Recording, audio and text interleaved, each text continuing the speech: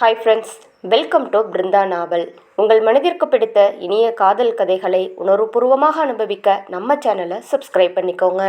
இப்போ வாங்க கதைக்குள்ளே போகலாம். என் உயிராக வந்தவளே, எபிசோட் 29. சூர்யா தன் வீட்டில் டைனிங் டேபிளில் அமர்ந்து சாப்பிட்டு கொண்டிருந்தவாறே வைஷுவுக்கும் ஊட்டியவன் தானும் சாப்பிட்டு முடித்தான். சூர்யா வைஷுவிற்கு ஆசையாக ஊட்டிவிடுவதை பார்த்த காயத்ரிக்கு கோபம் தலைக்கு மேல் ஏறியது. தன் கோபத்தை தன் மனதிற்குள்ளேயே அடக்கியவள் அதையெல்லாம் மறைத்து கொண்டு தட்டில் வைத்த சாதத்தை பிசைந்தவாறே சாப்பிடாமல் அவர்களையே முறைத்து கொண்டு அமர்ந்திருந்தாள். வைஷு ஆசையாக ஊட்டிவிடும் தன் கணவனை பார்த்து கொண்டிருந்தாலும் அடிக்கடி அவள் விழிகள் காயத்ரியின் பக்கம் சென்று கொண்டே இருந்தது. காயத்ரி இவர்களின் கொஞ்சலை பார்த்தவளுக்கு தட்டில் இருந்த உணவு இறங்காமல் இருக்க அவள் சாப்பிடாமல் இருப்பதை கவனித்த வைஷு அவளை வெறுப்பேற்றுவதற்காக, என்னாச்சு காயத்ரி, நீங்கள் சாப்பிடலையா என்று கேட்டாள். வைஷு கூறிய பின் தான் சூர்யாவுக்கும் காயத்ரி சாப்பிடாமல் இருப்பது தெரிய வர, என்னாச்சு காயத்ரி, சாப்பிடலையா, டிஃபன் ரொம்ப நல்லா இருக்கே என்று கூற, நான் தான் சொன்னேனே, காலையிலேயே வெளியில் சாப்பிட்டு வந்துட்டேன் சூர்யா என்றாள் காயத்ரி. ஓகே காயத்ரி, ஆஃபீஸ்க்கு டைம் ஆகுது, நம்ம கிளம்பலாம் என்று சூர்யா கூறிவிட்டு டைனிங் டேபிளில் இருந்து எழுந்து கை கழுவ செல்ல அவன் பின்னால் காயத்ரியும் சென்றாள். தன் கைகளை கழுவிய சூர்யா நேராக வைஷுவின் புடவையில் துடைத்து அவள் காதில், டிஃபன் ரொம்ப சூப்பராக இருந்தது செல்லம் என்று கூறி அவள் கன்னத்தில் முத்தமிட்டான். இதை அனைத்தையும் பார்த்தும் பார்க்காதது போல் காயத்ரி நடந்து கொள்ள சூர்யாவோ, ஓகே வைஷு, நீ எங்கள் கூட வா, நான் உன்னை ட்ராப் பண்ணிடுறேன் என்றான். அதை கேட்ட காயத்ரிக்கு அதிர்ச்சியாக இருந்தது. என்ன பேபி, எதுக்கு வைஷுவை கூப்பிடுற என்று கூற, சூர்யாவோ, காயத்ரி, வைஷு கோவிலுக்கு போகணும்னு சொன்னான், போகும்போது வைஷுவை கோவிலில் விட்டுட்டு போகலாம் என்றான். அவன் கூறியதை கேட்ட காயத்ரி வைஷுவை முறைக்க அவளோ கண்டு கொள்ளாது சூர்யாவின் கையை பற்றி வீட்டிலிருந்து வெளியில் சென்றாள். அவர்கள் பின்னால் சென்ற காயத்ரி, வைஷு, உன்னால் இங்கிருந்து தனியாக போக முடியாதா, எங்களுக்கு ஆஃபீஸ்க்கு டைம் ஆயிடுச்சு என்று கூற, சூர்யாவோ, என்ன காயத்ரி சொல்கிற, எப்படியும் நம்ம போகிற வழியில் தானே கோவில் இருக்கு, அதனால் நம்ம போகும்போது அவளை ட்ராப் பண்ணிட்டு போகலாம், அப்படி நமக்கு ஒன்றும் ஆஃபீஸ்க்கு டைம் ஆகலை என்று கூறி அவளை அழைத்து கொண்டு சென்றான். சூர்யா தன் காரின் அருகில் செல்ல காயத்ரியோ சூர்யாவின் அருகில் அமர முன்சீட்டின் கதவை திறக்க, வைஷுவோ, காயத்ரி, நீங்கள் எப்படி வந்தீங்க என்று கேட்டபடி அவள் திறந்து வைத்திருந்த கதவின் அருகில் சென்று காயத்ரி திரும்பிய நேரம் அவள் எதிர்பாராத விதமாக வைஷு உள்ளே சென்று அமர்ந்து கொண்டாள். இதை அனைத்தையும் பார்த்த காயத்ரிக்கு மேலும் கோபம் அதிகமாக, டாக்ஸி புக் பண்ணி வந்தேன் என்று கூற, சூர்யாவோ, காயத்ரி வந்து உட்காரு, டைம் ஆகுது என்றான். காயத்ரி வைஷுவை முறைத்து கொண்டே பின் இருக்கையில் அமர வைஷு கண்ணாடியின் வழியாக அவள் கோபப்படுவதை பார்த்து சிரித்து கொண்டாள். சூர்யாவும் வைஷுவின் கையை பற்றியபடி கார் ஓட்டி கொண்டு வர காயத்ரிக்கும் இப்பொழுதே காரை விட்டு ஓடிவிடலாம் என்று கூட தோன்றியது. ஒரு வழியாக சூர்யாவின் கார் கோவிலின் முன்பாக நிறுத்த காரில் இருந்து இறங்கிய வைஷு சூர்யாவை பார்த்து, பத்திரமா போயிட்டு வாங்க மாமா என்று கூற, அவனோ புன்னகையுடன் அவளை பார்த்து தலையசைத்தவன், ஐ லவ் யூ செல்லம், நீயும் பார்த்து பத்திரமா வீட்டுக்கு போனதும் எனக்கு கால் பண்ணு என்று கூறி பறக்கும் முத்தத்தை அளித்தான். வைஷு இறங்கியதை பார்த்த காயத்ரி பின் சீட்டில் இருந்து இறங்கி வந்து முன் சீட்டில் அமர, இதை கவனித்த வைஷு, நான் இல்லைன்னா கூட உன்னால் என் மாமா பக்கத்தில் நெருங்க முடியாது காயத்ரி என்று அவளுக்கு மட்டும் கேட்கும் குரலில் கூற, காயத்ரியோ, எவ்வளவு நாளைக்கு ஆடுறியோ ஆடு வைஷு, கண்டிப்பாக என் ஆட்டத்தை நடத்திய காட்டுவேன் என்று கூறியபடி சூர்யாவின் அருகில் அமர்ந்தாள். காயத்ரி அமர்ந்ததும் சூர்யா காரை எடுத்தவன் வைஷுவோ கோவிலுக்குள் சென்றாள். ரித்தன்யாவும் அவளது அப்பாவும் ரவிச்சந்திரன் வீட்டின் வாசலில் நின்றிருக்க அவள் மனம் முழுவதும் உள்ளே செல்லலாமா வேண்டாமா என்ற குழப்பத்திலேயே இருந்தது. முருகேசன் ரித்தன்யாவை பார்த்து, வாமா உள்ளே போகலாம் என்று அழைக்க அவளுக்கு அன்று நடந்த நிகழ்வுகள் மனதிற்குள் வர மௌனமாகவே நின்றிருந்தாள். எப்படி உள்ளே செல்வது என்ற தயக்கத்துடன் அவள் நிற்க, அப்போது வெளியே வந்த ரவிச்சந்திரன் அவர்களை பார்த்து புன்னகையுடன், அடடே, வா மருமகளே, சாரதா, யார் வந்திருக்கா பாரு, டேய் முருகேசா, நீ ஏண்டா அங்கேயே நிற்கிற, இந்த வீட்டு மருமகளை கூட்டிட்டு உள்ளவா என்று ரவிச்சந்திரன் வாசலில் வந்து நின்ற ரித்துவையும் முருகேசனையும் அழைக்க, எப்படி உள்ளே செல்வது என்று ஒருவித தயக்கத்தோடு நின்று கொண்டிருந்தவர்களுக்கு இவரின் வரவேற்பு சிறிது தைரியத்தை வரவழைக்க தயக்கம் நீங்கி மென்மையான சிரிப்புடன் ரவிச்சந்திரனை பார்த்தனர். என்னம்மா அப்படி பார்க்குற, இது உன்னோட வீடுமா என்று அவளின் கையை பிடித்து உரிமையுடன் உள்ளே அழைத்து சென்றவர், மீனாட்சி அம்மா, என் நண்பன் வந்திருக்கான், இந்த வெயிலுக்கு ஏத்த மாதிரி மோர் கொண்டு வாங்க, என் மருமகளும் வந்திருக்கா என்று கூறிவிட்டு அவர்கள் இருவரையும் சோஃபாவில் அமர வைத்தார். என்னம்மா, நீங்க 2 பேரும் மட்டும் வந்திருக்கீங்க? என் பையன் எங்க? என் பையன் உங்க கூட வரலையா? இல்ல, அவன் உள்ளே வர வீம்பு பண்ணிட்டு வெளியே போய் நிற்கிறானா என்று அவர் வெளியே செல்ல போக, இல்ல மாமா, அவர் வந்துட்டு இருக்காரு என்றாள் தயக்கமாக. எங்க வந்துட்டு இருக்கான்? என்னம்மா சொல்ற? எனக்கு ஒண்ணுமே புரியலையே என்று ரவிச்சந்திரன் தவிப்புடன் கேட்க, இங்கதான் மாமா வந்துட்டு இருக்காரு. அவருக்கு கொஞ்சம் வேலை இருந்துச்சு, அதனால அதை முடிச்சுட்டு கொஞ்சம் லேட்டாக தான் அவர் வருவார். நான் தான் அப்பாவை போன தடவை போய் பார்க்கலையா, அதான் நேராக எங்கள் வீட்டுக்கு போய் அப்பாவை பார்த்துட்டு அதுக்கப்புறம் அவரோட சேர்ந்து வரலாம்னு நினச்சேன் மாமா. ஆனால் அப்பா தான் அதுக்குள்ளே கூட்டிகிட்டு வந்துட்டாரு என்றாள். என்னம்மா சொன்ன? உன் வீட்டுக்கா? இனிமே இதுதான் உன் வீடு, அதுவும் உன் வீடு தான். ஆனால் இந்த வீட்டை பிரித்து பேசாத. மாமா மேலே உனக்கு கோபமா என்று அவர் கேட்க, ஐயோ என்ன மாமா இப்படி கேட்குறீங்க என்றாள். இல்லை, உனக்கு கண்டிப்பாக கோபம் இருந்திருக்கும். அன்னைக்கு இருந்த நிலைமையில் நானும் அப்படி பேசியிருக்க கூடாது.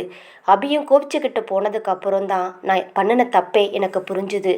உன்னால் இந்த வீட்டில் ஒரு நல்லது நடந்திருக்குமா என்று அவர் கூற, என்ன என்பது போல் அவள் அவரை பார்க்க, இஷ்டப்பட்டு சமைக்கிறவங்க மட்டும்தான் கிச்சனுக்கு போய் சமைக்கலாம் அப்படின்னு ஒரு சட்டத்தை உன் மாமியார் கொண்டு வந்துட்டா. சமையல் வேலைக்கு ஆளும் வச்சுட்டா. இதோ அவங்க தான் என்று ரொம்பவும் வயது முதிர்வு கிடையாது, அதே நேரத்தில் இளம் வயதும் கிடையாது. நடுத்தர வயது பெண்மணி ட்ரேயில் பெரிய கிளாஸில் மோரை எடுத்து வந்து அவர்கள் இருவருக்கும் பணிவாக நீட்ட, அதை எடுத்துக்கொண்ட ரித்து ஒருவித குற்ற உணர்ச்சியுடன் ரவிச்சந்திரனை பார்த்தாள். சாரி மாமா, என்னால் உங்கள் வீட்டு வழக்கத்தை மாற்ற வேண்டியதாக போயிடுச்சு என்றாள். அட நீ வேறம்மா, சமையல் கட்டில் சமைக்கிறவங்க சந்தோஷமாக சமைச்சாதான் சாப்பிட்றவங்க நிறைவாக சாப்பிடுவாங்க. அங்கே இருக்கிறவங்க கஷ்டப்பட்டு சமைச்சு சாப்பிட்டா அது நல்லா இருக்குமா சொல்லு? இதோ இந்த அம்மாவை வேலைக்கு வைக்கிறப்பவே கேட்டேன், இத்தனை பேர் இருக்கோமா, சமைச்சு போடுறதுக்கு உனக்கு இஷ்டமா அப்படின்னு கேட்டு தான் கூட்டிகிட்டு வந்தேன். அந்த அம்மா, நீங்கள் எனக்கு சம்பளம் கொடுக்க வேண்டாம், 3 வேளை சாப்பாடு மட்டும் போடுங்க. 3 பிள்ளைகளை பெற்று வளர்த்து அந்த 3 என்னை நட்டாத்தில் விட்டுட்டு போயிடுச்சு. வேலை தேடி நானும் ஏறாத கடையில் எங்கேயும் வேலை தரமாட்டேன்னு சொல்லிட்டாங்க. வேலை கொடுத்தா நீங்கள் புண்ணியவானாக இருப்பீங்க, உங்கள் குடும்பத்துக்கு நான் என்னைக்கும் நன்றியாக இருப்பேன் அப்படின்னு பெரிய பெரிய வார்த்தையெல்லாம் பேசினாங்க. நான் தான் அதெல்லாம் இருக்கட்டும், எங்களுக்கு பெரிய குடும்பம், 3 வேளை நல்ல திருப்தியாக சமைச்சு போடணும். உங்களுக்கு கஷ்டமாக இருந்துச்சுன்னா அன்னைக்கே நீங்கள் சொல்லிடணும் என்கிட்ட. கஷ்டப்பட்டு சமைக்கக்கூடாது, இஷ்டப்பட்டு தான் சமைக்கணும். அது உங்களால் முடியும்னா நான் உங்களை வேலைக்கு எடுத்துக்கிறேன்னு கேட்டேன். தங்க வீடு கூட இல்லாமல் இருக்கேன் சாமி. வேலை போட்டு கொடுத்து தங்க இடமும் கொடுத்து உடனே சம்பளமும் கொடுக்குறேன்னு சொல்கிறீங்க. இதை விட எனக்கு என்ன வேணும் சொல்லுங்க? அப்படி சொல்லித்தான் இந்த அம்மா இந்த வேலைக்கு சேர்ந்தாங்க. சேர்ந்து 1 வாரம்தான் ஆச்சு என்று நீண்ட வசனமாக அவர் மீனாட்சி உள்ளே வந்த கதையை கூற, இப்பொழுது அந்த அம்மாவை அந்த இருவரின் கண்களும் தேடியது. ஆனால் அந்த அம்மா கிச்சன் உள்ளே நுழைந்திருந்தார்.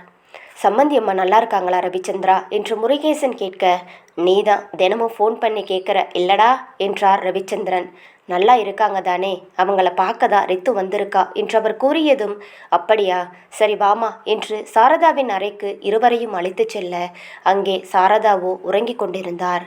சாரதாவை பார்த்த முருகேசன், அவங்க தூங்குறாங்க, நான் வந்தேன்னு மட்டும் சொல்லுப்பா என்று கூற, அட இருப்பா, எங்க அதுக்குள்ளே கிளம்புற, நீ இருடா என்று கூறிவிட்டு தன் மனைவி அருகே சென்றவர், சாரதா சாரதா என்று அழைக்க, உடனே ரித்துவோ, வேணாமாமா, அவங்க இப்போ ரொம்ப டயர்டில் தூங்குறாங்க, தூங்கட்டும், அதுக்கப்புறம் வந்து பார்க்குறோம் என்றாள். இல்லைம்மா, இவ்வளவு நேரம் என்கிட்ட தான் பேசிட்டு இருந்தா, பக்கத்தில் யாரும் இல்லைன்னதும் கண் அசந்திருப்பா என்று கூறியபடி அவர் மீண்டும் சாரதா என்று அழைக்க, அப்பொழுது அவர் மெதுவாக கண்களை திறந்து பார்த்து, என்னங்க என்று கேட்டதும் அவர் கண்களாலேயே எதிரில் இருந்தவர்களை காட்ட, அவரும் தூக்க கலக்கத்தில் கண்ணை கசக்கி எதிரில் இருந்தவர்களை பார்த்ததும் உடனே எழுந்து அமர்ந்தவர், அடடே வாங்க வாங்க, நல்லா இருக்கீங்களா? நீ எப்பம்மா ஊர்ல இருந்து வந்த? என் பையனும் வந்திருக்கானா என்று கண்களில் ஆர்வமின்ன அவர் கேட்க, உடனே ரித்துவோ, ஆமா அத்தை, அவர் வந்துட்டு இருக்காரு, நான் முன்னாடி பஸ்ஸில் வந்துட்டேன் என்று கூறியதும் அவளை வித்தியாசமாக அவர்கள் பார்க்க, ஆனால் அவளோ அதை கண்டு கொள்ளாத மாதிரி, நல்லா இருக்கீங்களா, உடம்பு எப்படி இருக்கு என்று கேட்க அவருக்கு ஒரு மாதிரியாகிவிட்டது. அவரை அறியாமலேயே கண்கள் கலங்க, நல்லா இருக்கேம்மா, என் மேலே உனக்கு ஏதாவது வருத்தமாக இருந்தா என்னை மன்னிச்சிடுமா. அன்னைக்கு நான் உன்கிட்ட அப்படி நடந்துக்கிட்டதுக்கு மன்னிப்பு கேட்குறேன் என்று அவர் பாட்டுக்கு பேசவும் அவளுக்கு உண்மையில் பேசுவது தன் மாமியார் தானா என்ற சந்தேகமும் வந்துவிட்டது. ஆம், எப்பொழுதும் கெத்தாக பேசுபவர் இப்பொழுது மொத்தமாக ஒடிந்து அவரது பாடி லாங்குவேஜ் மாறியிருந்தது. பின்ன கெத்தாக இருந்தவரை கெத்தாக பார்த்தால்தான் யாருக்கும் பிடிக்கும். நொடிந்து போயிருந்தா அதுக்கு தான் காரணமோ என்ற மன குற்ற உணர்ச்சியே அவளுக்குள் வந்து அதை வெளியே சொல்ல முடியாமல் உள்ளுக்குள் திண்டாடி கொண்டிருந்தாள். அதனால் என்னவோ அவர்களிடம், அப்ப சரி, நான் கிளம்புறேன், இன்னும் கொஞ்ச நேரத்தில் அவர் வந்துருவாரு, நான் அப்பா கூட தங்கிக்கிறேன், அவர் இங்கே தான் இருப்பார் என்று கூறியபடி அவள் எழுந்து செல்ல பார்க்க அவர்கள் இருவருக்கும் குழப்பம். இருவரும் ஒருவரை ஒருவர் பார்த்துவிட்டு ரித்துவை பார்த்து, என்னம்மா சொல்ற, எங்கே போற நீ, இதுதான் உன் வீடு என்று கூறியதும் அவளோ சங்கடமாக தன் தந்தையை பார்க்க, அங்கென்ன பார்க்குற, நீ இங்கே தான் இருக்கணும், சொல்லிட்டேன், எங்கேயும் போகக்கூடாது என்றார் சிறு கண்டிப்புடன். அதுக்காக இல்லத்த, நான் இங்கே வந்தது அவருக்கு தெரியாது. உண்மையை சொல்லணும்னா 2 பேரும் சேர்ந்து தான் கிளம்பணும். ஆனால் எனக்கு இங்கே வர ஒரு மாதிரி இருக்குன்னு அவர்கிட்ட சொன்னதும் அவரும் சரி நீ இங்கேயே இருந்துக்கோ, நான் கிளம்புறேன்னு கிளம்பிட்டாரு. ஆனால் மனசுக்குள்ளே என் மேலே அவருக்கு கோபம் இருக்குது. அதை அவர் வெளிக்காட்டிக்கல. அவர் ஆஃபீஸ் போயிட்டு அப்படியே அங்கே இருந்து கிளம்பி வர்றதா ஃபோனில் பேசிக்கிட்டாரு. அவர் வீட்டை விட்டு கிளம்புனதும் என் மனசு கேட்கல. அதனால் ஒரு 8 உங்களை பார்த்துட்டு போயிடலாம்னு தான் வந்தேன். அதனால தான் கிளம்புறேன்னு சொல்கிறேன் என்றாள். ரித்து கூறிய அனைத்தையும் கேட்ட சாரதாவோ வருத்தமான புன்னகையை சிந்தியவர், எங்கள் வீட்டு மருமகளுக்கு அந்த அளவு நான் உரிமை கொடுத்திருக்கேன் இல்லையா, ஏன் தப்பு தான். எங்கள் வீட்டுக்காரர் கொண்டு வந்த பொண்ணுன்னு உன்னை மதிக்காமல் விட்டது ஏன் தப்பு தான். மற்ற மருமகளுக்கு என்ன மரியாதை கொடுத்தேனோ அதே மரியாதையும் உனக்கு கொடுத்துருக்கணும். இனிமே இந்த வீட்டை விட்டு எங்கேயும் போகக்கூடாது. என் பையன் வந்ததும் நான் பேசிக்கிறேன். சம்மந்தி, நீங்கள் தப்பாக எடுத்துக்க வேண்டாம், ரித்து இங்கேயே இருக்கட்டும் என்றார் சாரதா. நீங்கள் என்ன சம்மந்தி என்கிட்ட பெர்மிஷன் எல்லாம் கேட்டுட்டு இருக்கீங்க? ஒன்றும் பிரச்சனை இல்லை, நான் எத்தனையோ தடவை சொல்லி பார்த்துட்டேன். அவள் தான் கேட்கல. இங்கே இருக்கிறது தான் அவளுக்கும் கௌரவம். அப்போ நான் கிளம்புறேன் என்று அவர் உடனே எழுந்து செல்ல பார்க்க ரித்துவோ அப்பா என்று கண்களாலேயே அழைக்க அவருக்கு அது புரிந்தும் கிளம்பி சென்று விட்டார். என்னம்மா, உங்கள் அப்பாவையே பார்த்துட்டு இருக்க? அவ்வளவு தூரம் பயணம் பண்ணது கொஞ்சம் களைப்பாக இருக்கும், ஓய்வெடுமா கொஞ்ச நேரம். அப்புறம் என்ன சொன்ன, நீ வந்தது அபிக்கு தெரியாதா? நாங்களும் நீ வந்ததை சொல்ல மாட்டோம், நீ ரூம்லேயே இரு. அவன் வந்ததும் எதுவும் சொல்லாமல் ரூமுக்கு அனுப்பிவிடுறோம். அதுக்கப்புறம் நீங்கள் 2 பேரும் சமாதானமாகிக்கோங்க என்று ரவிச்சந்திரன் கூற அவளும் சரி என்று தலையை ஆட்டியபடி அவளுடைய அறைக்கு சென்றவள் முதல் முறையாக அபி அருகில் இல்லாத பொழுதும் அந்த வீட்டில் ஒருவிதமான நிம்மதியை உணர்ந்தாள். சிறிது நேரம் தன் மாமியார் பேசியதை பற்றியே நினைத்து கொண்டிருந்தவள் அதன் பிறகு மடமடவென்று குளித்துவிட்டு வெளியே வந்து அவர்களது கபோர்டை திறந்தவளுக்கு அழையா விருந்தாளியாக புன்னகை வந்து ஒட்டிக்கொண்டது.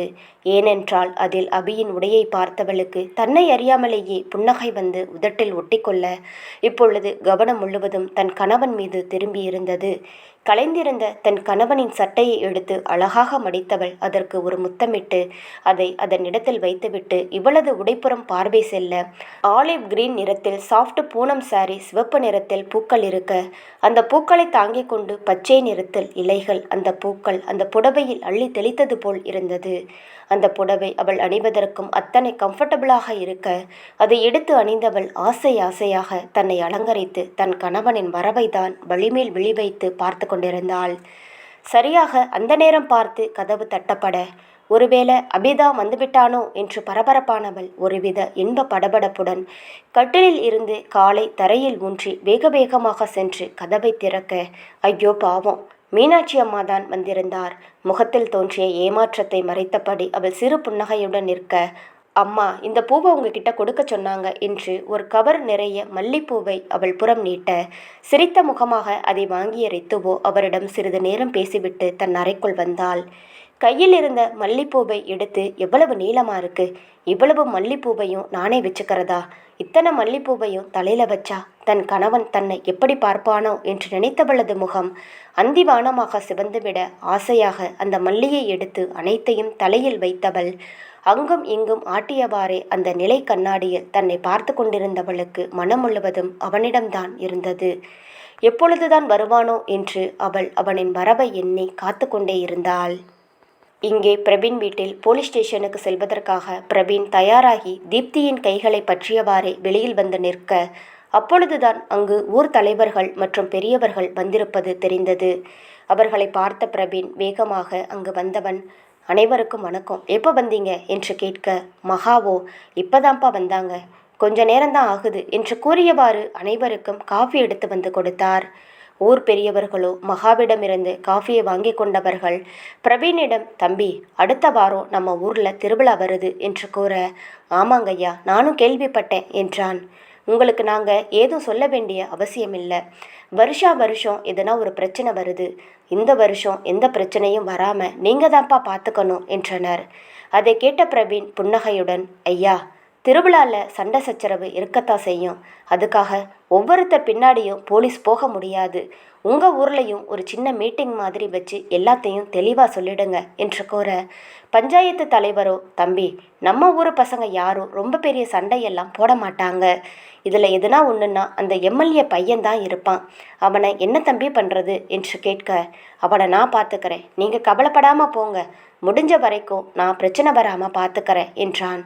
இன்னும் சிலவற்றை பேசியவர்கள் அங்கிருந்து சென்றனர். பிரவீனோ ஏதோ யோசனையில் அமர்ந்து கொண்டிருக்க அவன் அருகில் வந்த மகா, என்னடா ஆச்சு என்று கேட்டார். ஒன்றுமில்லம்மா, திருவிழாவை நினச்சா எனக்கும் கவலையாக இருக்கு.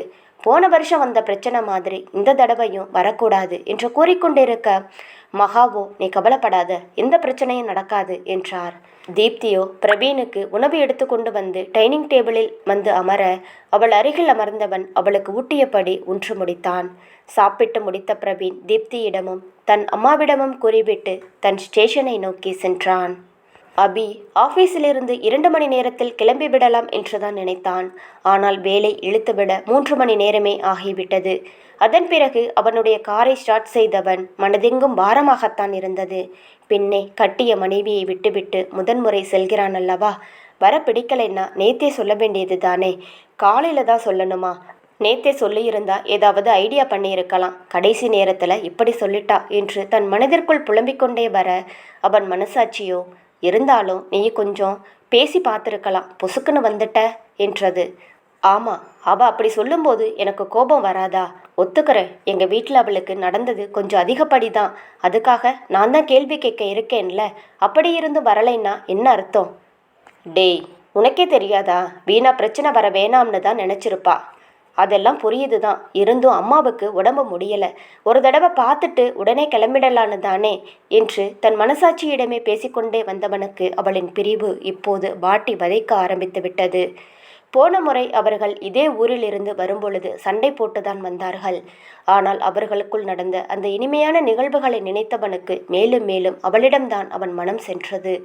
மனதை கட்டுப்படுத்தி எப்படியோ வண்டியை ஓட்டி தன் வீட்டின் முன் வண்டியை நிறுத்தியவன் முகத்தில் சந்தோஷமே இல்லை. அவனுக்கு அவன் வீட்டில் எந்த தயக்கமும் இல்லை. அதனால் வேகமாக உள்ளே நுழைந்தவன் ஹாலில் இருந்தவர்களை கண்டு கொள்ளாமல் நேராக தன் அன்னையின் அறைக்குத்தான் சென்றான். அங்குதான் அவனது அம்மாவும் அப்பாவும் பேசிக்கொண்டபடி இருக்க அதே வேகத்தில் உள்ளே நுழைந்தவன் தன் அன்னையை உச்சி முதல் பாதம் வரை பார்த்து, நல்லா இருக்கதானம்மா இப்ப என்று கேட்க அந்த அன்னைக்கும் தன் செல்ல மகனை பார்த்ததும் கண்களை கலங்கிவிட்டது. உனக்கு என்ன பார்க்கறதுக்கு இவ்வளவு நாள் ஆச்சாடா என்று செல்லமாக கோபித்து கொள்ள, அம்மா என்று அழைத்தவாறே தன் அன்னை அருகே சென்றவன், மாத்திரையெல்லாம் கரெக்டாக எடுக்கிறீங்களா என்றான். உனக்கு அது மட்டும்தான் கேட்க தெரியும் என்று அவர் வருத்தமாக கூற, சரிம்மா விடு, இனிமே அப்படி போக மாட்டேன் சரியா என்றான். நீ இங்கேயே இருந்துரு அபி, இனிமே உன் பொண்டாட்டிய ஒருவேளை கூட நான் வாங்க மாட்டேன். அவளை ஆசைப்பட்டு செஞ்சா செய்யட்டும், நான் இதை செய் அதை செய்யின்னு சொல்ல மாட்டேன்டா. நீ மட்டும் அம்மாவை வெறுத்துறாத அபி, அம்மாவால் அதையெல்லாம் தாங்கிக்க முடியாது என்று கண்கள் கலங்க, ஐயோ அம்மா, நான் எங்கே உங்களை வெறுத்தேன்? அன்னைக்கு நடந்தது டூ மச் தானே. என் பொண்டாட்டிக்காக நான் கேள்வி கேட்டேன், அது தப்பா? இன்னும் ஒரு 4 மாதம்தான் இருக்குது, அதுக்கப்புறம் இங்கே வந்துடுறேன் என்றான். போடா, இன்னும் 4 மாதமா? அதெல்லாம் வேண்டாம் அபி, நான் சொல்கிறத கேளு, நீ இங்கேயே இருந்துடு. நீ இந்த வீட்டில் இல்லாமல் வீடு வீடாகவே இல்லைடா, ப்ளீஸ்டா என்று சாரதா கெஞ்ச, 4 மாசம்தாம்மா. நீ கண்ணை மூடி கண்ணை திறக்கறதுக்குள்ள ஓடிடும். அதுக்கப்புறம் நான் இங்கேயே தான் இருக்க போகிறேன். ஆனால் அப்பா, உங்களோட பிஸ்னஸை மட்டும் பார்ப்பேன்னு நீங்கள் கனவுல கூட நினைக்காதீங்க. அண்ணா கிட்டேயே உங்கள் பிஸ்னஸை விட்டுருங்க. அவன் பார்த்துக்கட்டும். எனக்கு உங்கள் பிஸ்னஸ் எல்லாம் வேணாம், உங்கள் சொத்தும் வேணாம் என்றான். டேய், என்னடா இப்படி சொல்கிற என்று ரவிச்சந்திரன் கேட்க, அப்படி இல்லைப்பா. அதாவது உங்களை நம்பி நான் இல்லை, உங்களை டிஃபெண்ட் பண்ணி இருக்கக்கூடாதுன்னு நான் நினைக்கிறேன். எனக்குன்னு தனியாக ஒரு சாம்ராஜ்யத்தை உருவாக்க போகிறேன். நானும் சூர்யாவும் நம்ம சொந்த ஊரில் ஒரு கம்பெனியை ஆரம்பிக்கணும்னு பேசிக்கிட்டு இருக்கோம். சென்னையில் இருக்க கம்பெனியை சூர்யா பார்த்துப்பான். அதே மாதிரி நம்ம ஊரில் ஒரு கம்பெனி உருவாக்கணும்னு எங்களுக்கு ஆசை என்றான். அபி எங்கே தன்னை விட்டு மீண்டும் பிரிந்து சென்று விடுவானோ என்ற தயக்கத்தில் சாரதா, அபி என்னப்பா இப்படி பேசுகிற என்று கேட்க, அம்மா உடனே ஏதோ நான் உன்னை விட்டு பிரிஞ்சு போகிற மாதிரியே நீ டைலாக் பேசாத. இங்கேயே தான் இருப்பேன், இதே வீட்டில் தான் இருப்பேன். இதுதான் என் வீடு, மாறலாம் மாட்டேன். ஆனால் அப்பா உருவாக்கிற சாம்ராஜ்யத்தை அண்ணனே கட்டி ஆளட்டும். அவனுக்கு அந்த இன்ட்ரெஸ்ட் இருக்குது. ஆனால் எனக்கு அதில் இன்ட்ரெஸ்ட் இல்லை. எனக்கு ஐடி ஃபீல்டு தான் கொஞ்சம் பெட்டராக இருக்குது. ஏன்னா அது சம்மந்தமாக நான் படிச்சிருக்கேன். ஸோ நம்ம ஊரில் ஒரு ஐடி கம்பெனி வைக்கலாம்னு ஐடியா இருக்குது. அப்பா நீங்கள் தான் அதுக்கு ஹெல்ப் பண்ணணும். எனக்கு ஒரு நல்ல இடமா பிடிச்சி தாங்க. நம்ம ஊரில் இல்லை, நம்ம ஊர் எல்லையில் இருந்தாலும் பரவாயில்ல என்றான். சரிப்பா, பிடிச்சி தரேன், அதெல்லாம் அப்புறம் பார்த்துக்கலாம்.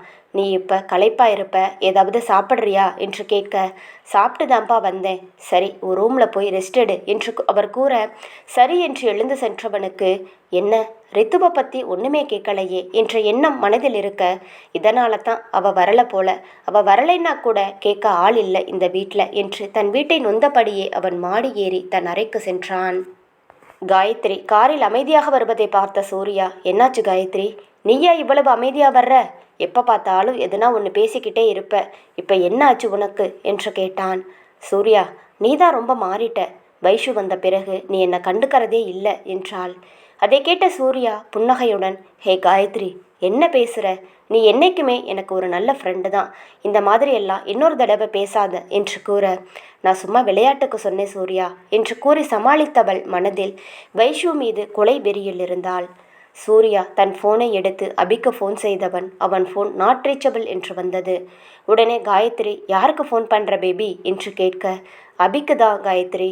அவன் ஊருக்கு போயிட்டானா இல்லையான்னு தெரியலையே என்றான்.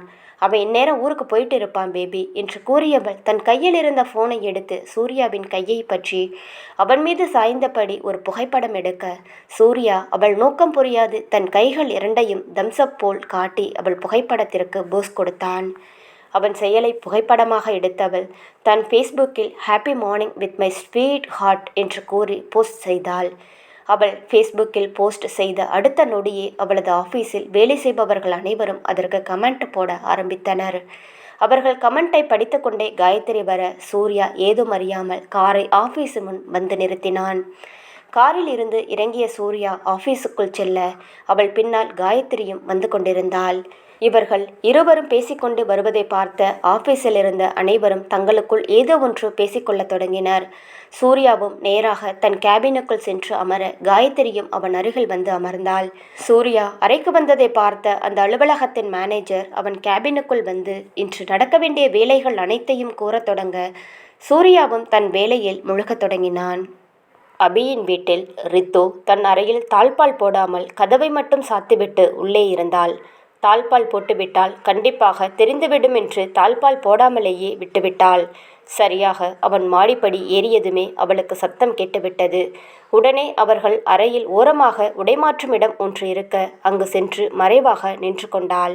கதவை திறந்து உள்ளே வந்தவன் அந்த அறையை சுற்றுமுற்றும் பார்த்துவிட்டு பெருமூச்சு விட்டபடி தன்னுடைய பேக்கை எடுத்து டேபிள் மேல் வைத்தவன் சிறிது நேரம் கட்டிலில் அப்படியே அமர்ந்து விட்டான். ஏனோ உடனே சென்று ஃப்ரெஷ்ஷப்பாக அவன் மனம் இடம் கொடுக்கவில்லை. தன் கட்டிலில் அமர்ந்து சிறிது நேரம் ஆசுவாசம் அடைந்தவன் எழுந்து தன்னுடைய சட்டை பட்டனை கழட்டி அதை ஹேங்கரில் மாட்டியவன் தன்னுடைய பேண்ட்டையும் கழட்டிவிட்டு அங்கிருந்த டவலை எடுத்து கட்டிக்கொண்டு குளிக்கலாம் என உள்ளே நுழைந்தவன் மீண்டும் வெளியே வந்து ஏதோ ஒரு யோசனையுடன் நிற்க, எங்கே அவன் தன்னை பார்த்து விடுவானோ என்று நன்றாக ஒடுங்கித்தான் அந்த இடத்தில் அவள் நின்று கொண்டிருந்தாள். வெளியே வந்தவனோ யோசனை படிந்த முகத்துடன் நின்றுவிட்டு மீண்டும் உள்ளே நுழைந்து விட்டான். உடனே இவள் பெருமூச்சு விட்டபடி உடம்பை தளர்வாக வைத்து வெளியே செல்லலாமா என்று யோசிக்கும் பொழுது சடார் என்று பாத்ரூமில் இருந்து வெளியே வந்தவன் ரித்து என்று அவளை இழுத்து சுற்றி வளைத்திருந்தான். நொடியில் இவை அனைத்தும் நடந்திருக்க அதிர்ச்சியாவது என்னவோ ரித்துதான். முகம் முழுவதும் சந்தோஷம் பொங்க, ஏய் நீ எப்படிடி இங்கே வந்த? நான் பார்க்குறது கனவா இல்லை நிஜமா? என்னால் நம்ப முடியலை. வீட்டில் தானே இருந்த நான் வரும்போது. எனக்கு டவுட்டாக இருக்குது. இரு ஒரு தடவை கிள்ளி பார்க்குறேன் என்று அவளின் வெண்ணிற பளிங்கு போன்ற இடையில் நறுக்கென்று கிள்ள அவளோ அவனிடமிருந்து துள்ளி விலக, ஏய் நிஜந்தான் என்றான். அவளோ அவனை முறைத்து பார்த்து, ஹலோ எக்ஸ்கியூஸ் மீ, உண்மையா பொய்யான்னு தெரிஞ்சுக்க உங்களைத்தான் கிள்ளி பார்க்கணும், என்ன இல்லை என்றாள். அதை கேட்டு சத்தம் போட்டு சிரித்தவன் மீண்டும் அவளை இழுத்து தன் கை வளைவுக்குள் கொண்டு வந்து, எப்படிடி வந்த? யார் கூட்டிட்டு வந்தா என்று அவள் முகத்தை அத்தனை அருகில் பார்த்து கிறங்கியபடியே அவளது இதழின் மேல் விரலை வைத்து கேட்க, என்ன பண்ணுறது, உங்களை மாதிரி நான் என்ன பொறுப்பில்லாதவளா என்றாள். என்ன நான் பொறுப்பில்லாதவனா என்று அவளை இறுக்கி அணைத்தபடியே கேட்க, பெண்ண நான் வரலைன்னு சொன்னதும் என்னை விட்டுட்டு இதுதான் சான்ஸுன்னு கிளம்பி உங்கள் அம்மா வீட்டுக்கு வந்துட்டீங்க. அங்கே தனியாக நான் என்ன பண்ணுவேன் ஏது பண்ணுவேன்னு கொஞ்சம் கூட யோசிக்கலை என்றாள். நான் யோசிக்கலைன்னு உனக்கு தெரியுமா என்று கேட்டவனது மூச்சுக்காற்று அவள் முகத்தில் பட்டு தெறிக்க பெண்ணவளும் வெட்கத்தில் சிவந்துதான் போனாள். இருந்தும் அதை வெளியே காட்டிக்கொள்ளாமல் அவனை பொய்யாக முறைத்த வண்ணம் அவளது பார்வை இருந்தது. தெரியும், உங்களை பற்றி நல்லாவே எனக்கு தெரியும் என்று அவள் கேட்க, என்னடி தெரியும்? என்னை பற்றி என்ன தெரியும் என்று கேட்டபடி அவளின் இடையே இருக்க, தள்ளி போங்க, சும்மா வம்பிழுத்துட்டு இருக்காதீங்க என்று கூறியவள் அவனை விட்டு விலக முயற்சித்தாள். அவனோ அவளை விடாது, நீ முதல்ல சொல்லு, எப்படி இங்கே வந்த? அதுவும் எனக்கு முன்னாடி வந்திருக்க. ஒருவேளை நீ ட்வின்ஸா என்ன என்று அவன் நக்கலாக கேட்க, நக்கல் இல்லை விக்கல், எனக்கு தலையே வலிக்குது சொல்லுடி என்றான். நல்லா வலிக்கட்டும், என்னை வீட்டிலையே தனியாக விட்டுட்டு வந்துட்டீங்கல்ல என்று அவன் கன்னத்தை கிள்ளியவாறே கேட்க, அப்புறம் என் தலைவலிக்கு மருந்தா உன்னதான் சாப்பிடுவேன் என்று கூறியவனது கை எல்லை மீற இவளோ அவன் கையை தட்டிவிட்டு, விக்கி கூட்டிட்டு வந்தான் என்று அவன் முகத்தை பார்க்காமல் எங்கோ பார்த்தபடி கூறினாள். அதான் மேடம் வரலைன்னு சொல்லிட்டீங்கல்ல, அப்புறம் எதுக்கு எனக்கு முன்னாடி உங்கள் ஃப்ரெண்டு கூட வந்திருக்கீங்க என்று அவளை விடாது கேட்க, என்ன பண்ணுறது, மனசு கேட்கல. 1000 தான் இருந்தாலும் அவங்க என்னோட மாமியாரா போயிட்டாங்க. உங்களை பெற்றவங்களாச்சே, அவங்கள பார்த்துட்டு அப்படியே எங்கள் வீட்டுக்கு போகலாம்னு தான் நினச்சேன். ஆனால் என்ன பண்ணுறது, திடீர்னு உங்கள் அம்மா நல்லவங்களா மாறிட்டாங்க என்றாள். ஏய் என்னடி பைத்திய மாதிரி உளறுற, தெளிவாக தான் சொல்ல என்றான். இதை விட எப்படி தெளிவாக சொல்ல முடியும்? நான் அப்பா கூட இங்கே வந்தேன். உடனே உங்கள் அம்மாவும் அப்பாவும் என்கிட்ட மன்னிப்பு கேட்டாங்க. அன்னைக்கு நடந்த விஷயத்துக்காக எனக்கே ஒரு மாதிரி ஆயிடுச்சு. அவங்க சாரி கேட்கவும் என்னை விடமாட்டேன்னு சொன்னாங்க, இங்கேயே இருக்க சொன்னாங்க. சரின்னு நானும் இங்கேயே இருந்துட்டேன். இப்போ நீங்கள் சொல்லுங்கள், என்ன எப்படி கண்டுபிடிச்சிங்க என்று அவள் கூறியதை கேட்டு சிரித்தவன் அவளை மீண்டும் இழுத்து பின்னே அணைத்தவன் அவளின் கூந்தலில் முகத்தை புதைத்து மல்லிப்பூவை முகர்ந்து அப்படியே அவள் கழுத்தில் ஒரு முத்தமிட்டு, இதோ இதை வச்சுதான் என்று கூறியதும் அவளோ தலையிலேயே அடித்து கொண்டாள். ஒரு சின்ன விஷயத்துல மாட்டிக்கிட்டேனே என்றவள் புலம்ப, எவ்வளவு பெரிய அறிவாளியா இருந்தாலும் சின்ன விஷயம்னு ஒன்று இருக்கத்தான் செய்யும். உங்களை விட நான் ஒன்றும் அறிவாளி கிடையாது என்றவள் கூறியதை கேட்டு, அப்படியா என்று கூறியவன், என்னாச்சு ரித்து, வயிற்றுல ஒன்றுமே இல்லை, சாப்பிட்டியா இல்லையா என்று அவளின் வயிற்றை தடவி பார்த்தபடி இவன் கேட்க அவனின் செய்கையை புரிந்து கொண்டவள், கையை எடுங்க என்று அவன் கையை தட்டிவிட்டவள், நான் இன்னைக்கு விரதம் என்றாள். விரதமா? எதுக்கு என்று மீண்டும் அவள் இடுப்பில் கை வைக்க, என் புருஷனுக்கு புத்தி வரட்டும்னு விரதம் இருக்கேன் என்றாள் நக்கலாக. உன் புருஷனுக்கு இந்த ஜென்மத்தில் புத்தி வராது என்று அவன் கூறிக்கொண்டே அவன் வேலையில் மும்முரமாக செயல்பட, அப்படின்னா இந்த ஜென்மம் ஃபுல்லாக நான் விரதம் இருக்கணுமோ என்றாள். அப்படி இருக்க உன் செல்ல புருஷன் விடமாட்டானே என்று கூறியவன் மீண்டும் அந்த மல்லிகை பூவை முகர்ந்து, என்னடி இன்னைக்கு கும்முன்னு இருக்க, அதுவும் எனக்கு பிடிச்ச புடவை, தலை நிறைய மல்லிகைப்பூ, உன்னை பார்த்தா என் மேலே கோவமாக இருக்க மாதிரியே தெரியலையே என்றான் சிரித்து கொண்டே. வேற எப்படி தெரியுதா என்று அவள் கோபமாக கேட்பதை போல் கேட்க, நான் எப்போ வருவேன்னு தவமாக காத்திருந்தவ மாதிரி தெரியுது என்றவன் அவளின் இடையை இறுக்கி பிடித்து அழுத்த, அதில் உடல் சிலிர்த்து நெளிந்தவள், ஆசைதான் என்றாள். ஆசதா, பேராசதா என்று அவள் காதில் மெல்லமாக ஹஸ்கிய வாய்ஸில் கூறியவன் அவள் கழுத்து வளைவில் முகம் புதைத்து சினுங்கியபடி அங்கிருந்த சிறு மச்சத்தை கடித்து வைத்தான். அவனின் செய்கையில் பெண்ணவளின் உடல் சிலிர்த்து அடங்க, வந்ததிலிருந்து என்னை சீண்டிகிட்டே இருக்காதீங்க, போய் குளிச்சிட்டு வாங்க என்று அவனை செல்லமாக திட்ட, எதுக்கடி நீ அதுக்குள்ளே குளிச்ச, என் கூட சேர்ந்து குளிச்சிருக்கலாம்ல என்றான். அவளோ அவனை முறைப்பது இவனுக்கு நன்றாகவே தெரிந்தது. சும்மா வந்ததுலேருந்து முறைச்சிக்கிட்டே இருக்காதடி. சரி, ஓகே, தப்பு தான், சாரி, போதுமா, மன்னிப்பு கேட்டுட்டேன். குடும்பமே உன் காலில் விழுந்தாதான் மன்னிப்பியோ என்றான். அப்பவும் டவுட்டு தான் என்றவளை பார்த்து, கொழுப்புடி உனக்கு இருக்கு, இரு, உன் கொழுப்பை கரைக்கிறேன் என்றான்.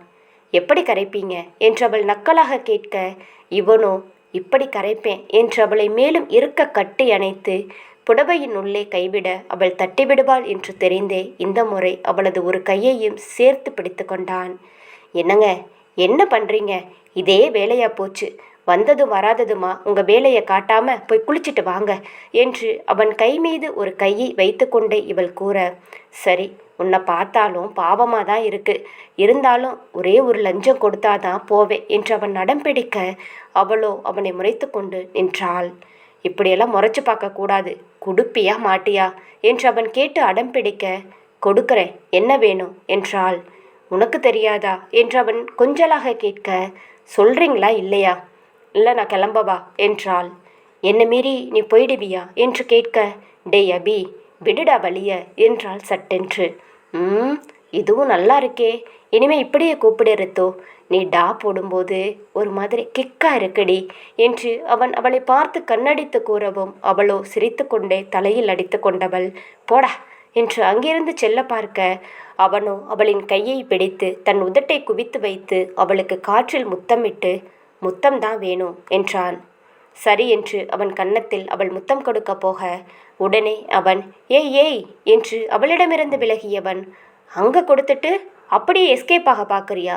நோ சான்ஸ், இங்கே கொடு என்று அவன் உதட்டை சுட்டி காட்ட, போங்க, உதட்டில் கொடுத்தா அப்படியே நீங்கள் விட மாட்டீங்க என்றால் சினுங்கியபடி. ரித்து, ப்ளீஸ் டி, விட்டுடு வேண்டி, ஒரே ஒரு முத்தந்தானே என்று அவன் கெஞ்ச, ஒரே ஒரு முத்தந்தான், அதுக்கு மேலே என்கிட்ட எதுவும் கேட்கக்கூடாது என்றாள். ஓகே தாண்டி என்று அவன் கெஞ்சலாக கேட்க உடனே ஓகே, பட்டுன்னு வச்சுட்டு பட்டுன்னு எடுத்துருவேன், அதுக்கப்புறம் திரும்ப எதுவும் கேட்கக்கூடாது, இன்னும் கொஞ்ச நேரம்னு கேட்கக்கூடாது என்றாள். ஏண்டி, எத்தனை கண்டிஷன் தான் போடுவேன், சட்டுன்னு கொடுடி என்று அவன் அவளை அவசரப்படுத்த, உங்களை பற்றி எனக்கு நல்லா தெரியும், அதனால தான் இவ்வளவு கண்டிஷன் போடுறேன் என்று அவள் பதிலுக்கு கூற, சரி சரி என்று அவன் அவளிடம் முகத்தை காட்ட, எதுக்கு நீங்கள் இப்படி பண்ணுறீங்க, சாதாரணமாக இருங்க என்றாள். சரி, ஓகே என்று அபி சாதாரணமாக நிற்க திடீரென்று முத்தம் கொடுத்தால் அது தெரியாது. அவன் தனியாக கொடுக்க வேண்டும் என்று சொல்லும்போது அது ஒரு தனி கூச்சத்தை கொடுக்க, உங்கள் கண்ணை மூடுங்க என்றாள். மீண்டும் அவனால் முடியாமல் போக, ரித்து, முடியலடி, ப்ளீஸ் டி, சீக்கிரம்டி என்று அவன் கெஞ்ச, கண்ணை மூடுங்க என்று அவள் சினுங்க, ஓகே, சீக்கிரம் மூடிட்டேன் என்றான். கண்ணை திறக்கக்கூடாது என்று கூறிக்கொண்டே இருந்தவள் இவ்வளவு நேரமும் அவனது முகத்தை தான் பார்த்து கொண்டிருந்தாள். ஆனால் அவன் கண்ணை மூடியதும் தைரியமாக அவனை பார்த்தவள் பார்வை அப்படியே கீழே இறங்க அவன் வெறும் துண்டை மட்டும் கட்டி கொண்டிருந்தது அப்பொழுதுதான் அவளுக்கு தெரிந்தது. ஏற்கனவே அவன் அருகில் நாணி சிவந்தவள் இப்பொழுது அவனை அந்த கோலத்தில் பார்க்க இன்னும் தான் வெட்கம் வந்து அவளை கொல்லாமல் கொன்றது. அதுவும் அவனது நெஞ்சில் இருக்கும் அந்த நெஞ்சு முடிகள் அவனது ஆண்மையை எடுத்துக்காட்ட அதை ரசித்தவளுக்கோ அவன் அருகில் செல்லத்தான் கூச்சமாக இருந்தது. அவனது முறுக்கிய புஜத்தை பார்க்க அதை அப்படியே பிடித்து தொங்க வேண்டும், இல்லை என்றால் கடித்து தின்ன வேண்டும் என்று என்னென்னவோ அவள் மனதில் தோன்ற அவனை உச்சி முதல் பாதம் வரை பார்த்தபடியே நின்றவளுக்கு அவனை நெருங்கத்தான் முடியவில்லை. அபி கண்ணை மூடி இருப்பதால் அவளின் பார்வை அவனை துளைப்பது அவனுக்கு தெரியாமல் போனது. தெரிந்திருந்தால் அடுத்த நிமிடமே அவளை அள்ளி தூக்கியிருப்பான். ரித்து, என்ன ஆச்சு? எங்கேயாவது ஓடி போயிட்டியா, இல்லை இருக்கியா என்று வெகு நேரமாக காத்திருந்தவாறே கேட்க, ஏங்க, இங்கே தான் இருக்கேன், என்ன உங்களுக்கு அவசரம் என்று அவனிடம் பேச்சியெல்லாம் பலமாக இருந்தாலும் அவள் மனது அவன் அருகில் பலவீனமாகி கொண்டிருப்பதை அவள் மட்டுமே அறிவாள். ஏங்க, நீங்கள் ஜிம்முக்கெல்லாம் போவீங்களா என்று அவள் சம்பந்தமே இல்லாமல் அந்த நேரத்தில் அந்த கேள்வி கேட்க, என்னது ஜிம்மா என்று கேட்டான். ஆமாம், எக்ஸசைஸ் எல்லாம் பண்ணுவீங்களான்னு கேட்டேன். காலேஜ் டேஸில் பண்ணிட்டு இருந்தேன். இப்போது எப்பயாவது மூடி இருந்தால் பண்ணுவேன், ரெகுலராக பண்ணுறதில்ல. ஏன் கேட்குற என்று அவன் கேட்க, சும்மா தான் கேட்டேன் என்று அவள் வெட்கத்தை விட்டு ஆசையாக அவனது புஜத்தை தொட போனவள் கூச்சம் வந்து தன் கையை பின்னே எடுத்து கொண்டாள். அவளை அவன் ரித்து என்று அவன் மீண்டும் அழைத்ததும் பக்கத்தில் தான் இருக்கேன் என்றாள். பக்கத்தில் தான் இருக்க, என்ன வேடிக்கை பார்த்துட்டு இருக்கியா? நான் கண்ணை திறக்கவா? எவ்வளவு நேரண்டி, என்னால் முடியலடி என்று அவன் அவளை அவசரப்படுத்த, அட என்ன அவசரம், இருங்க கொஞ்சம், வெக்கம் வந்துருச்சு, இப்போ போயிடுச்சு என்று கூறியவள் அவன் அருகே எல்லாம் செல்லவில்லை. அவனை ரசித்து பார்த்தவள், சரி இதுக்கு மேலே இங்கே இருந்தால் சரிப்பட்டு வராது என்று அந்த இடத்தை விட்டு எஸ்கேப் ஆகலாம் என்று கதவை நோக்கி அவள் ஒரு எட்டு எடுத்து வைக்க அவன் அசையாமல் அப்படியே தான் நின்று கொண்டிருந்தான். சரி ரெடி ஜூட் என்று அவள் அந்த அறையை விட்டு வெளியே செல்வதற்காக தாழ்பாலை திறக்க அவனும் அந்த சத்தத்தில் உடனே கண்ணை திறந்து திரும்பி பார்க்க, அவளோ வெளியே செல்வதை பார்த்தவன் பாய்ந்து சென்றவன் ஒரே எட்டில் அவளை இழுத்து பிடித்து, அடி பாவி, இங்க என்ன செல்ல மாதிரி நிற்க வச்சுட்டு எங்கடி எஸ்கேப் ஆக பார்க்குற? நல்ல வேளை சுதாரிச்சேன் என்று கூறியவன் அவளை விடாமல் இருக்க பிடித்து கொண்டான்.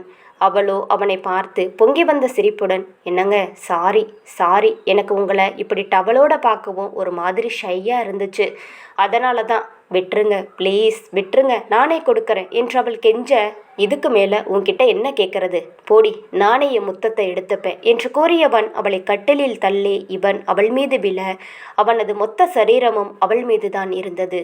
ஐயோ சாமி, தாங்க முடியல, நகருங்க என்று அவன் மேலே விழுந்ததுமே அவள் கத்தி கொண்டிருக்க, நீ என்ன சீட் பண்ணியிருக்க, அதுக்கு தண்டனை கொடுக்க வேண்டாமா என்று அவள் மீது படுத்து அவள் முகத்தை நோக்கி வர, அவளோ அப்பொழுது அவன் ஆண்மையின் வெளிப்பாட்டை உணர்ந்தவள் உடனே அவனை கீழே தள்ள பார்க்க, அவ்வளவு சீக்கிரம் விட்டுவிடுவேனா என்பது போல் அவன் உள்ளங்கையால் அவள் உள்ளங்கையை பிடித்தவன் அவள் உதட்டில் முத்தமிட போக, ரித்துவோ இங்கும் அங்கும் தலையாட்டி அவனை முத்தமிட விடாமல் தடை செய்ய என அவர்கள் விளையாட்டை தொடர்ந்து கொண்டிருக்கும் பொழுது அவர்கள் அறையின் கதவு திறந்திருந்ததை இருவரும் கவனிக்கவில்லை. தன் மகன் ஊரிலிருந்து வந்துவிட்டான் என்று படுக்கையிலிருந்து எழுந்து அவனுக்கு பிடித்த பால் பாயாசத்தை செய்த சாரதா அதை ஆசையாக அவனுக்கு கொடுக்கலாம் என்று அந்த நேரம் என்று பார்த்து மேலே வர, அவர் வரவை அறியாத இவர்களும் தங்களுடைய விளையாட்டை தொடர்ந்து கொண்டிருக்க, மேலே வந்த சாரதா அறை திறந்திருக்கவும் எதுவும் தெரியாமல் உள்ளே நுழைந்தவர் கண்டிப்பாக அந்த காட்சியை எதிர்பார்க்கவில்லை. அதை பார்த்து பதட்டத்தில் கையில் இருந்த பால் கொழுக்கட்டை கிண்ணத்தை அவர் கீழே போட, அது விழுந்த சத்தத்தில் அபியும் ரித்துவும் சடார் என்று விலகி யாரென்று பார்க்க மூவருக்குமே அந்த நேரத்தில் சங்கடமாகி போனது. முதலில் நினைவுக்கு வந்த சாரதா, இல்லை அபி, பால் கொழுக்கட்டை நேரத்தில் வந்துட்டு அப்புறம் வரேன் என்று திக்கி திணறி கூறியவர் ஒரே ஓட்டமாக ஓடிவிட்டார். நல்ல வேளை அவர் காலில் எதுவும் படவில்லை. சாரதா சென்ற பிறகு, ஐயோ மானமே போச்சு, எல்லாம் உங்களால தான் என்று ரித்து புலம்ப ஆரம்பித்து விட்டாள். என்னது என்னாலையா? உன்னை யாரடி கதவை திறந்து வைக்க சொன்னா என்றான். கதவை நான் திறக்க போனேன்னு தெரிஞ்சுதானே நீங்கள் இழுத்துட்டு வந்தீங்க, அப்போ கதவை சாத்த தெரியாதா உங்களுக்கு என்றாள். எனக்கு எப்படி நீ கதவை திறந்ததெல்லாம் தெரியும்? நீ எங்கே ஓடிடுவியோன்னு உன் மேலே மட்டும்தான் என் கவனம் ஃபுல்லாக இருந்துச்சு. இங்கே பாரு, எங்கள் அம்மா முன்னாடி என் மானமே போச்சு என்று கூறியவனை பார்த்து, என்ன உங்கள் மானமா போச்சு? ஏன் மானமும் தான் போச்சு. இனிமே அவங்க மூஞ்சில நான் எப்படி முழிப்பேன் என்று அவள் புலம்ப ஆரம்பிக்க, ரித்து அம்மா எப்போ வந்திருப்பாங்க என்று அந்த நேரத்தில் அவன் அந்த அதிமுக்கிய கேள்வியை கேட்டு வைக்க, ரொம்ப முக்கியம், எப்போ வந்தா என்ன, நம்ம மானந்தான் போயிருச்சே என்றாள். நல்ல வேளை உன்னோட புடவையை இழுக்கலாம்னு பார்த்தேன் என்று அவன் கூற, ரித்தன்யாவோ அதில் கடுப்பாகி அவன் மீது தலையணையை எடுத்து எரிந்து, போங்க, நான் கீழே சாப்பிடலாம் வரமாட்டேன், நீங்கள் தான் எல்லாத்தையும் எடுத்துகிட்டு வரணும் என்றாள். ஏய், நான் மட்டும் எப்படிடி போவேன்? உனக்கு மட்டும்தான் வெக்கம் மானம் எல்லாம் இருக்கா? எனக்கு கிடையாதா? எங்கள் அம்மா கண்டிப்பாக அப்பா கிட்ட சொல்லும், நான் போனால் என்னை கிண்டல் பண்ணி சிரிப்பாங்க, நான் போக மாட்டேன்ப்பா என்று அபி ஷையாக ஃபீல் செய்ய, ஐயோ மாமா கிட்ட வேற சொல்லுவாங்களா? என்னங்க எப்படி பண்ணுறீங்க என்றாள். நான் என்னடி பண்ணேன்? பேசாமல் ஒரு முத்தத்தை கொடுத்திருந்தேனா இந்நேரம் உனக்கும் பிரச்சனை இருக்காது, எனக்கும் பிரச்சனை இருக்காது என்றான். உங்களை யார் இப்படி டவலோட வந்து என் முன்னாடி நிற்க சொன்னா என்றவள் கேட்க, போடி, எல்லாத்துக்கும் என்னையவே குறை சொல்லு என்றான். போங்க, இன்னும் எதுக்கு நின்றுட்டு இருக்கீங்க, போய் குளிச்சுட்டு வாங்க என்றவள் கூறியதும், அப்போ கடைசி வரை அந்த முத்தத்தை நீ கொடுக்க மாட்ட என்றான் ஏக்கத்தோடு. இன்னொரு தடவை உங்கள் அம்மா வரணுமா? வந்த முதல் நாளே என் மானத்தை வாங்கிட்டீங்க, உள்ளே போங்க என்று அவனை வலுக்கட்டாயமாக பாத்ரூமில் தள்ளி கதவை சாத்தினாள். 2 கையாலும் தலையில் வேகமாக அடித்த ரித்துவோ, என் மானம் போச்சு, மரியாதை போச்சு, எல்லாம் போச்சு. இப்படியா என்ன இந்த கோலத்திலேயே அவங்க என்ன பார்க்கணும்? இப்பதான் நல்லா பேசுனாங்க, இனிமே எப்படி பேச போறாங்களோ என்று ரித்து புலம்பிக் கொண்டிருக்க, உள்ளே இருந்தவன் ரித்து அளவுக்கு புலம்பவில்லை என்றாலும் அவனுக்கும் தன் அன்னை முன்பு இப்படி ஆகிவிட்டது என்று ஒரு மாதிரி வெட்கமாகத்தான் இருந்தது. இரவு ஒரு 10 மணி இருக்கும். சக்தி ஆபீஸில் இருந்து தனது ஃப்ளாட்டுக்கு திரும்பி இருந்தான். கதவை திறக்கும் நேரம் ஒரு முறை எதிரில் மதுவின் ஃப்ளாட்டை பார்க்க அங்கே கதவில் தண்ணீர் தேங்கி நின்று கொண்டிருந்தது. புருவம் சுருக்கியபடி பார்த்தவன் என்னாச்சு என்று அவளின் ஃப்ளாட்டிற்கு சென்று கதவை தட்ட அடியெடுத்து வைக்க போக, அவன் மனமோ ஏற்கனவே அவளுக்கு ஹெல்ப் பண்ணி நல்ல பேர் வாங்கிட்டு இருக்க, இப்போ இது உனக்கு தேவைதானா என்று கேட்க, தன் அடியை அப்படியே நிறுத்திவிட்டு ஏதோ ஆகட்டும் என்று நினைத்தபடி தன் கதவில் சாவியை பொருத்தி திறந்தவன் உள்ளே செல்ல அடியெடுத்து வைக்க, அதே நேரம் கீச் கீச் கீச் என்று கதவை திறக்கும் சத்தம் கேட்கவே எதிரில் பார்த்தான். அங்கே மது உச்சி முதல் பாதம் வரை நனைந்தபடி நின்றிருக்க, அவளையே சில நிமிடம் பார்த்தவன் இப்போது சற்றே தலை சாய்த்து உள்ளே பார்த்தான். அங்கே தண்ணீர் தேங்கியிருக்க மீண்டும் அவள் முகத்தை பார்த்தான். அவள் உதவி கேட்டால் செய்யலாம் என்று அவளை பார்க்க, ஆனால் அவள் அவனை பாவமாக பார்த்து கொண்டே இருந்தாளே தவிர வாய் திறந்து ஒன்றுமே சொல்லவில்லை. இப்படியே இருவரும் கதவின் அருகில் நின்று ஒருவரை பார்த்து கொண்டிருக்க, மதுவோ பார்வையை விலக்கிவிட்டு கீழே இறங்கியவள் அவனை கடந்து சென்றாள். அவள் கரம் பற்றி நிறுத்தியவன் எங்கே போற என்று கேட்க, அது கிச்சனில் பைப் உடஞ்சிருச்சு, கீழே ஒரு அண்ணன் இருக்காரு, அவர்தான் சாயந்தரம் வந்து சரி பண்ணி கொடுத்தாரு, அவரை கூப்பிட தான் போறேன் என்றாள். அதற்கு அவன், அதெல்லாம் வேணாம், நான் சரி பண்ணி தரேன் வா என்று சொல்ல, பரவாயில்ல சார், உங்களுக்கு எதுக்கு வீண் சிரமம், நான் அவரைய கூப்பிட்டுக்கிறேன் என்று நகர பார்த்தவளை பட்டென கரம் பற்றியவன், அதுதான் வேணாம்னு சொல்கிறேன்ல, நான் சரி பண்ணி தரேன் வா என்று அவளையும் உள்ளே இழுத்தபடி உள்ளே சென்றான்.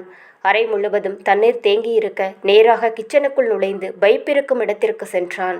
அங்கே தண்ணீர் பீய்த்து கொண்டு வருவதை பார்த்தவன் தன் வாட்ச், பர்ஸ், மொபைல் எல்லாவற்றையும் எடுத்து ஓரமாக வைத்தவன் சட்டையையும் கழட்டி வைத்துவிட்டு ஓரமாக நின்று பைப்பை பொருத்தி நீளமான துணியால் அதை கட்டிவிட தண்ணீரும் நின்றுவிட்டது.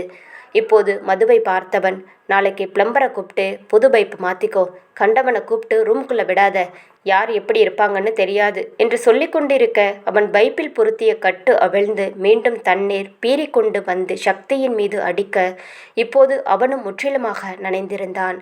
அதை பார்த்த மதுவுக்கு சிரிப்பு வர உதட்டை கடித்து சிரிப்பை அடக்கியபடி அவள் நிற்க, அவளை ஏகத்திற்கு முறைத்தவன், என்ன நக்கலா, ரொம்ப தான் சிரிப்பு வருது, நீயே சரி பண்ணிக்கோ என்று அவன் விறுவிறுவென நடக்க, அவன் பின்னே ஓடிச் சென்று அவன் கரம் பற்றி தடுத்தவள், சாரி சார், இனிமே இப்படி பண்ண மாட்டேன் ப்ளீஸ் சார் என்று கண்களால் கெஞ்ச, அவனோ அவளை ஒரு முறை முறைத்துவிட்டு மீண்டும் கிச்சனுக்கு சென்றான். இப்போது அவனோ குழாயில் பைப்பை பொருத்தியபடி அவளை பிடிக்கச் சொல்ல, அவளும் அழுத்தி பிடித்து கொள்ள, இப்போது அவள் கழுத்தில் போடப்பட்டிருந்த துப்பட்டாவை உருவி எடுத்தவன் அதை பைப்பில் கட்ட ஆரம்பித்தான். அவன் என்னவோ அந்த துப்பட்டாவை இயல்பாகத்தான் எடுத்தான். ஆனால் அவன் அவ்வாறு செய்தது மதுவுக்கு சற்றே கூச்சத்தை கொடுத்தது. ஒருவாறு தன்னை சமாளித்து கொண்டு அவன் முன்னே சென்று நிற்க, தன்னிச்சையாக மது அவன் முகத்தை பார்த்தாள். ஒரு துளி கூட கள்ளம் கபடம் இல்லாத கம்பீரமான முகமாக இருந்தது அவன் முகம். தண்ணீரால் நனைந்திருந்த கேசம், அதிலிருந்த நீர்த்துளிகள் அங்கங்கே அவன் முகத்தில் விழுந்து படர்ந்த நெற்றி, அதில் அடர்த்தியான புருவம், அதன் இடதுபுறத்தில் சிறியதான மச்சம் இருந்தது. அழகான கருநிற கண்கள், கூர்மையான நாசி, கிளீன் சேவ் செய்திருந்த கன்னம், விரைப்பாக முறுக்கியிருந்த மீசை, அதனுள் ஒளிந்திருந்த தடித்த உதடு, இப்படி அவனை அணு அணுவாக ரசித்த அவள் கண்கள் இப்போது அவன் ஹாம்ஸில் வந்து நின்றது. அவன் பைப்பில் பலம் கொண்டு அந்த துணியால் கட்டும்போது அவனது ஹாம்ஸையும் அதன் படர்ந்த கனமான தோள்கள், அதையெல்லாம் பார்க்க அவளுக்கு சற்று பயம் கூடியது என்றே சொல்லலாம். பயத்தில் தன்னிச்சையாக எச்சிலை விழுங்கியவள் தன் பார்வையை இறக்கிக் கொண்டே சென்றாள். ஈரத்தால் ஒட்டியிருந்த பனியனில் கூட அவனின் கட்டுமஸ்தான உடல் அளவு அவ்வளவு அழகாக தெரிய, தான் ஒரு பெண் என்பதையே மறந்து அவனிடம் தன்னை தொலைத்து நின்றாள் மது. அவன் என்னதான் வேலையில் கவனம் செலுத்தியிருந்தாலும் அவள் தன்னை அப்படி பார்ப்பதே அவனும் அறியாமல் இல்லை. அவனின் கண்கள் அவள் மீது இருந்தது என்றே சொல்லலாம். பைப்பை பொறித்துவிட்டு அவளை பார்க்க அவளும் ஏதோ ஒரு உந்துதலில் அவனையே பார்த்து கொண்டிருந்தாள். அவள் தன்னையே பார்ப்பதை உணர்ந்தவன் என்ன என்பது போல் கண்களால் கேட்க, உடனே ஒண்ணுமில்ல என்பது போல தலையை ஆட்டியவள் அங்கிருந்து நகர்ந்து தேங்கியிருந்த தண்ணீரை சுத்தம் செய்யத் தொடங்கினாள். அவள் கண்களில் ஏதோ ஒரு மாற்றத்தை கண்ட சக்திக்கு அது என்னது என்றுதான் சரியாக புரியவில்லை. அவள் தன்னை பார்க்கும்போது எப்போதும் அதில் மரியாதையும் பயமும் மட்டும்தான் இருக்குமே தவிர எந்தவிதமான மாற்றுதல் பார்வையும் இருக்காது. ஆனால் இன்று அவளது கண்கள் அவனிடம் ஏதோ சொல்லியது. அதை புரிந்து கொள்ளும் திறமைதான் சக்தியிடம் இல்லாமல் போனது என்றே சொல்லலாம். இதுவரை பெண்களிடம் அவ்வளவாக பேசியது கிடையாது, பழகியது கிடையாது. அவர்களாக வந்தாலும் தன் அருகில் இருக்க விட்டது கிடையாது. இப்ப கூட ஒரு மனிதாபிமானத்தில் தான் அவன் உதவ வந்தான். ஆனால் இவையெல்லாம் அவளிடம் ஒன்று சேர்க்க அந்த கடவுள் செய்த திட்டம் என்று இப்போது அவனுக்கு தெரியவில்லை. எவ்வளவு பெரிய ஆளாக இருந்தாலும் அவன் கண்களை வைத்து உண்மை சொல்கிறானா பொய் சொல்கிறானா என்று ஒரு நொடியில் அறிந்து விடுவான். ஆனால் இந்த பெண்மையின் கண் பாசை அவனுக்கு சுத்தமாக புரியவில்லை என்றுதான் சொல்ல வேண்டும். மது தரையை சுத்தம் செய்து கொண்டிருக்க அவனும் அவளுக்கு உதவி செய்து கொண்டிருந்தான். கிட்டத்தட்ட 2 மணி நேரமாக இருவரும் சேர்ந்து சுத்தம் செய்து முடிக்க தான் கழட்டி வைத்த பொருட்களை எடுத்துக்கொண்டு சக்தி வெளியேற பார்க்க சார் என்று அழைத்தாள் அவள். அவன் என்ன என்பது போல் பார்க்க ரொம்ப தேங்க்ஸ் என்றாள். அவன் ஒன்றும் சொல்லாமல் வெளியேற மீண்டும் சார் என்று அழைத்தாள். அவன் திரும்பி பார்க்க சாப்பிட்டீங்களா என்று கேட்டாள். அவன் இல்லை என்பது போல் தலையாட்ட ட்ரெஸ் சேஞ்ச் பண்ணிட்டு வாங்க, இங்கே சாப்பிடலாம் என்று கூற நோ தேங்க்ஸ் என்றவன் அங்கு நிற்காமல் வெளியேறியிருந்தான். தன் அறைக்கு வந்து குளித்து ஃப்ரெஷ்அப் ஆனவன் சாப்பிட ஏதாவது இருக்கிறதா என்று ஃப்ரிட்ஜை திறந்து பார்த்தான். அதில் பாலும் பிரெட்டும் இருக்க பாலை எடுத்து பாத்திரத்தில் ஊற்றப்போக டோர்பெல் அடித்தது. இந்த நேரத்தில் யாரு என்று முணுமுணுத்தபடி கதவை திறக்க மது அங்கே நின்றிருந்தாள். என்ன, மறுபடியும் பைப்பில் தண்ணி லீக் ஆயிருச்சா என்று கேட்க இல்லை சார் என்று அவன் முன்னே பிளேட்டை நீட்டியவள் உங்களுக்காக சாப்பாடு கொண்டு வந்தேன் என்றாள். நான் தான் வேணான்னு சொன்னேன்ல, ஒரு தடவை சொன்னா உனக்கு புரியாதா என்று அவன் கோபமாக கர்ஜிக்க அது எப்படி சார், நீங்கள் எனக்கு ஹெல்ப் பண்ணலாம், ஆனால் உங்களுக்கு நான் எதுவும் பண்ணக்கூடாதா? மணி 12 போகுது. இதுக்கு மேலே எப்போ சமைச்சு சாப்பிடுவீங்க? அதுவும் இல்லாமல் எனக்கு ஹெல்ப் பண்ண வந்து தான் இவ்வளவு லேட் ஆகிடுச்சு. என்னால் நீங்கள் பட்னியாக இருக்கக்கூடாதுன்னு தான் இந்த சாப்பாட்டை கொண்டு வந்தேன். வெறும் வயிற்றோடு படுக்கக்கூடாதுன்னு எங்கள் அம்மா அடிக்கடி சொல்லுவாங்க. என் மேலே இருக்கிற கோபத்தை எதுக்கு சாப்பாடு மேலே காட்டுறீங்க என்று அதட்டலாக கூறியவள் அவன் கரத்தை எடுத்து அதில் தட்டை வைத்து விட்டபடி இந்த வெட்டி வீராப்பை எல்லாம் தூக்கி போட்டுட்டு ஒழுங்கா சாப்பிட்டு தூங்குங்க என்று சொன்னவள் தன் ஃப்ளாட்டில் நுழைந்து கதவை படார் என சாத்திக்கொள்ள அதை கண்டவனுக்கு சிரிப்புத்தான் வந்தது. லேசான புன்முறுவல் மலர்ந்து பின் மறைய உணவை எடுத்துக்கொண்டு உள்ளே நுழைந்தான். மூடியிருந்த தட்டை எடுத்து பார்த்தவனுக்கு உணவின் மனம் எச்சிலை ஊற வைத்தது. இருக்கும் பசியில் எதையும் யோசிக்காமல் ஒரு கை எடுத்து வாயில் வைக்க அவ்வளவு சுவையாக இருந்தது. இன்று மது அவனை சாப்பிட்டீங்களா என்று கேட்ட வார்த்தையும் அவளாக உணவை எடுத்து வந்து கொடுத்ததும் ஏனோ அவனுக்கு அவ்வளவு சந்தோஷத்தை கொடுத்தது. அவனையும் அறியாமல் தனக்கென இப்படி ஒருத்தி இருந்திருக்க கூடாதா என்றும் கூட தோன்றியது. இப்போது வயிற்றின் பசிக்காக உணவை முடித்தவன் நிம்மதியான உறக்கத்தை தழுவினான்.